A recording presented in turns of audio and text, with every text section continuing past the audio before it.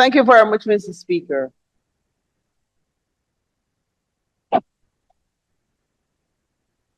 Mr. Speaker, I would also like to join my colleagues on this side of the House to commend this 2024 budget, which was so eloquently presented by the Honorable Dr. Ashni Kumar Singh, Senior Government Minister with responsibility for finance. Special recognition is also given to the dedicated staff of the Ministry of Finance who participated in the preparation of this budget. Mr. Speaker, this future securing budget is replete with measures that are designed to further increase the benefits derived by all citizens and residents of this dear land of ours over the last 3 years. This 2024 budget is staying the course along which the building of prosperity for all is optimum. Mr. Speaker, the Honorable Member, Mr. Ramjatan, posited that this budget has nothing for the poor, especially when they have to feed themselves. But, sir, if the Honorable Member had taken the time to read this budget, he would have seen that every citizen will be benefited from the transformation earmarked in this budget through the increased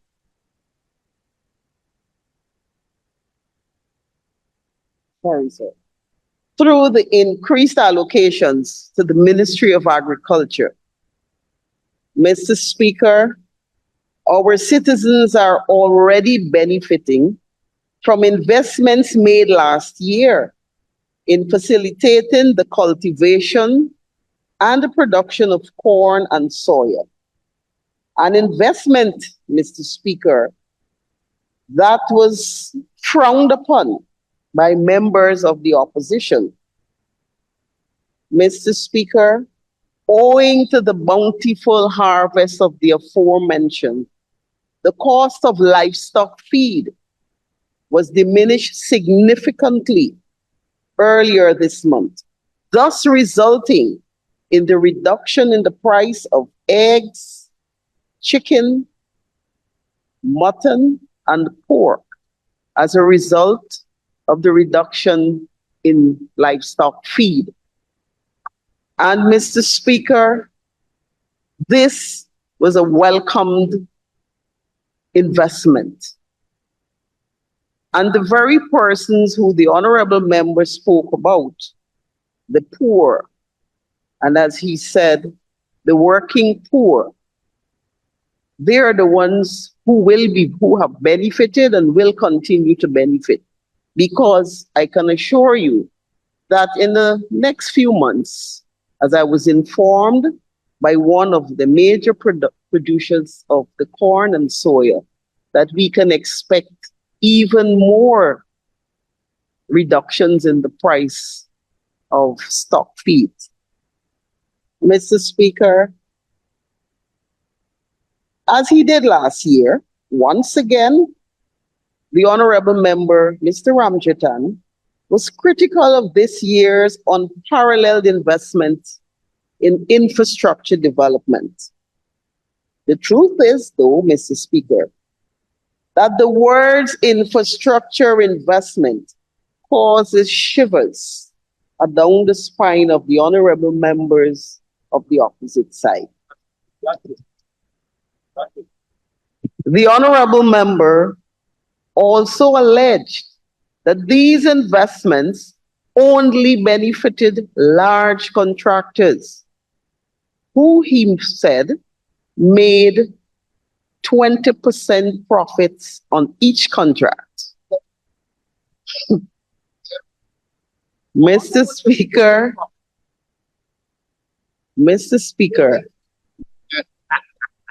firstly, sir, It is scientifically proven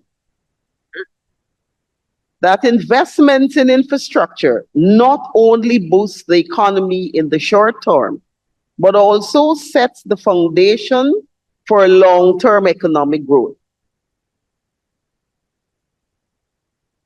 It also facilitates the creation of jobs in various sectors, principally in construction and the engineering industries. Sir, access to reliable transportation, clean water, and electricity are essential for a healthy and functioning society. By investing in infrastructure, this government is ensuring that our citizens have access to these basic necessities, leading to a better quality of life for all. Secondly, sir, the majority of the thousands of roads, drains, and bridges that are built and will continue to be built in small communities, such as villages on the East Coast, the East Bank, in Kitty, Campbellville, All Boys Town, also community structures in Region 1, 2, 3, 5, 6, 7, 8, 9, and 10. But significantly, Mr. Speaker, these structures were and will continue to be built by small contractors whose workers predominantly hail from the very catchment areas, and not by large contractors, as intimated by the honorable member. Mr. Speaker, the honorable member, Ms. Alert, when she spoke a short while ago, she mentioned the case of a patient who was admitted to the West Demerara Hospital. And I repeat, admitted to the West Demerara Hospital on Friday and was not seen by a doctor by Sunday, and that patient died on Sunday. Firstly, sir, I would like to advise the honorable member to please, and not only that honorable member, I would like to advise all honorary members of this House to please verify facts when they are reporting it here. The word admitted that I repeated a short while ago means that for a patient to be admitted to a hospital, they must have seen a doctor. So it is very unusual for her to say that the patient was not seen by a doctor. No other person, neither a nurse, a porter, no one can admit a patient to a ward without, only a doctor can do that.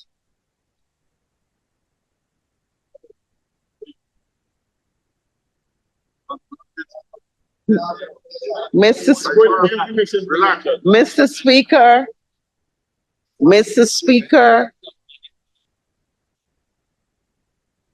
Mr. Speaker, let me say that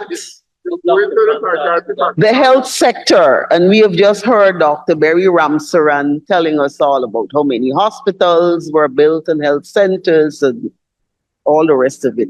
The health sector has been one of the major sectors that this government has been investing heavily into, and one of the sectors that has seen enormous growth and improvement over the years under the tutelage and administration of the PPPC government. Mr. Speaker, I must say that once again this year, we heard another member of the opposition. This time, it wasn't last year, it was from another member, who reported that there is this mysterious United Nations report that they're reporting a 4% malnutrition rate among children in Guyana. Mr. Speaker, I tried to explain last year, probably I wasn't that clear, but I would like to urge the persons who are reading or seeing that article and reporting a 4% malnutrition. Maybe let me say again, for the benefit of those members and probably others who are listening to me, malnutrition does not mean lack of food alone. Malnutrition means either lack of or too much. And I dare say that this problem we are having, and I think they should not only look at the heading of that article, they should read the article. We are having an issue of obesity or overnutrition in our children in Guyana. And for that reason, the Ministry of Health has been employing additional staff that are categorized as nutritionists. And because it is a health issue, we feel that when we have fat babies, nice fat babies, that everything is well, but it is a form of malnutrition, but not the type of malnutrition that the honorable member, the Honorable Vincent Henry, was trying to portray to us. Because before saying that, he said there is a lack of food in the interior, in the Amerindian communities, when he mentioned about the 4% malnutrition, which means he was trying to say that because they don't have food, they're malnourished. Mr. Speaker, I am sure there is no one, I wonder if there is anyone in this house. No, there are. Dr. Ramsaran and Dr. Anthony might remember the days when in this country, the malnutrition was so severe that there actually existed a ward for children called the malnutrition ward. And that is where we saw what we see on the videos. That is what we were seeing here, malnutrition. And it actually went further than our children. We had something called beriberi, which was prevalent in mostly the prisons. And that was a form of malnutrition too. But thanks to the involvement and the investment from the PPP governments when they took over in 1992, we saw it diminishing, and actually it was abolished.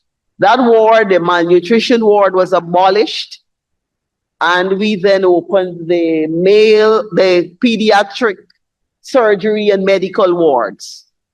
And to this day, I do not want to say that there is no case of real undernourishment and malnutrition, because there's some other conditions that may cause children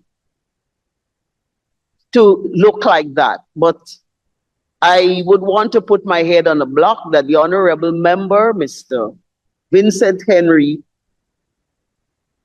misinterpreted that article or was trying to mislead us in this house and the public. Exactly. We started programs of giving something, I don't know, you might have heard about the sprinkles, which were multivitamins and other minerals. So we started those programs. We started another program where we actually gave mothers at the clinics milk and porridge stuff for their babies and for themselves too. We didn't only give nourishment to the children, we gave to the mothers because we were encouraging them to to breastfeed the mothers. So, sir, we have invested heavily in the health sector.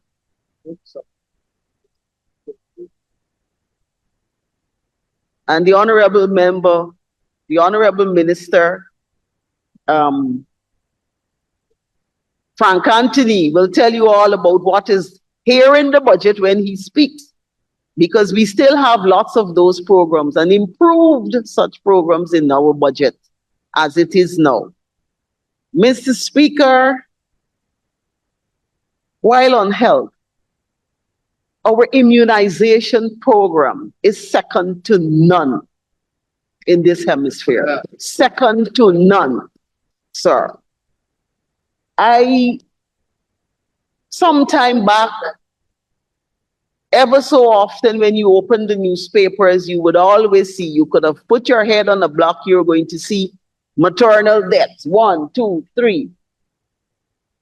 That is something that it will never be abolished. In no part of the world will it be abolished, but it has significantly improved because our conditions have improved, our level of training, and you know, I recall,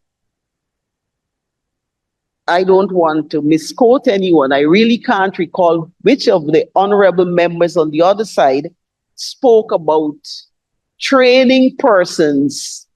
Why do we train people when we cannot keep them? Because we don't give them enough salaries.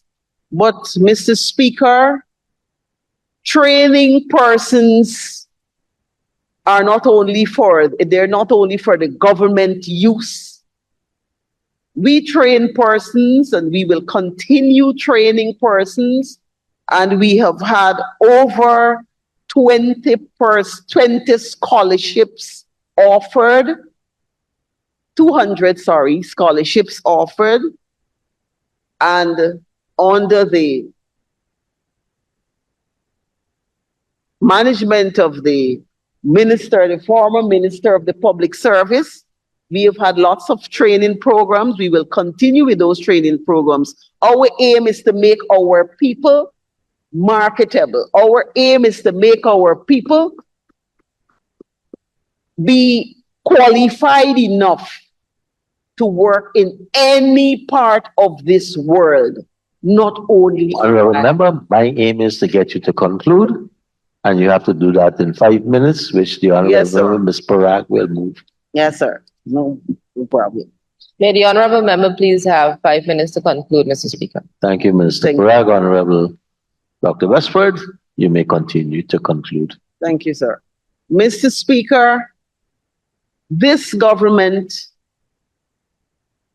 we have stayed the course. Mr. Speaker, we are going to, we are not going to be deterred by persons saying, yes, you're spending monies, but we need to see value for the money. We are getting our value for the monies that we're spending, sir. We are assured that our people are benefiting. Mr. Speaker, if you go out there on the street and you stop the average person, they will tell you that they have been benefiting. They have been. Everyone, they will have their own expectations. Some people will say they want a donkey cart. Others will say they want a car. Others will say they want a helicopter. We all have different expectations, but basically all of our citizens are benefiting. And our aim, sir, is to ensure that every single Guyanese man, child, woman, and I dare say all citizens as well as residents. Because once you're living in Guyana, you will benefit from the goodies and the good developmental issues that we are offering in this country. Mr. Speaker, we will stay the course. We will continue our advancement. And I want to urge my friends, my colleagues on the opposite side of this house, that we know that you're in the opposition, and we know it's going to be difficult for you to say, oh, this is a good budget. You may not like everything in the budget, but please don't bury your head in the sand. And even if you don't want to say it here, please acknowledge to yourself, because you know that there are good things in this budget, and you yourself and your friends and your family and more so your constituents are benefiting and will continue to benefit from the policies and the investments of this PPPC government. And we urge you to work with us.